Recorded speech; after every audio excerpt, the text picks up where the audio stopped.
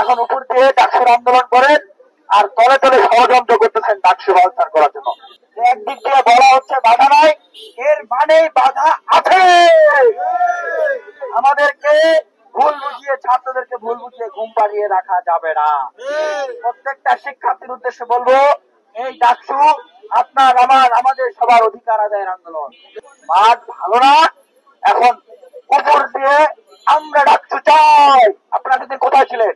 আমাদের কথার উপরে ভরসা করে রাজপথ থেকে উঠে রুমে চলে যাই, লিফলেট বিতরণ করতে থাকি আনন্দে খুশিতে। ডাকসু নির্বাচন হবে, এই বিশ্বাস ভরসা কি এখন আমরা আরো রাখতে পারছি? এই বিশ্বাস ভরসা আমরা এখন আর রাখতে পারছি না। আমরা বিশ্ববিদ্যালয়ের শিক্ষার্থীদের উদ্দেশ্যে বলছি, দীর্ঘ 11 মাস আন্দোলন হয়েছে এই ডাকসুর জন্য।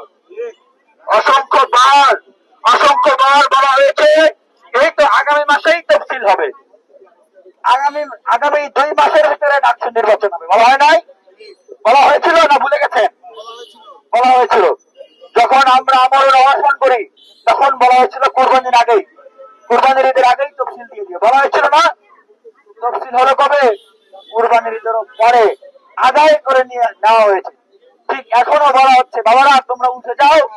গতকালকে বলেছে যে কোনো আইনি বাধা নাই, তোমরা নিশ্চিন্তে প্রচার প্রচারণা করো। আজকে আমরা বুঝলাম যে একদিক দিয়ে বলা হচ্ছে বাধা নাই, এর মানে বাধা আছে। আমাদেরকে ভুল বুঝিয়ে, ছাত্রদেরকে ভুল বুঝিয়ে ঘুম পাড়িয়ে রাখা যাবে না।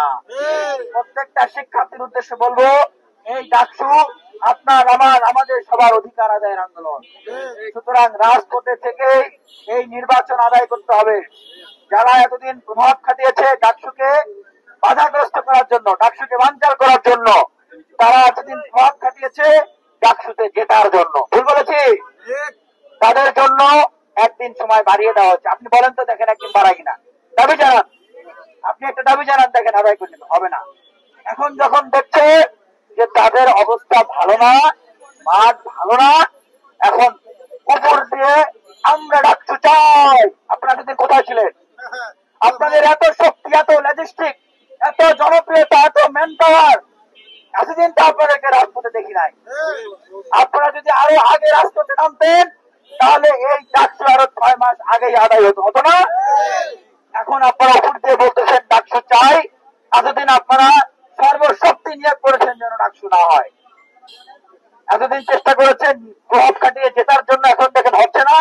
এখন উপর দিয়ে ডাকসুর আন্দোলন করেন আর তলে তলে ষড়যন্ত্র করতেছেন ডাকসু বালতার করার জন্য।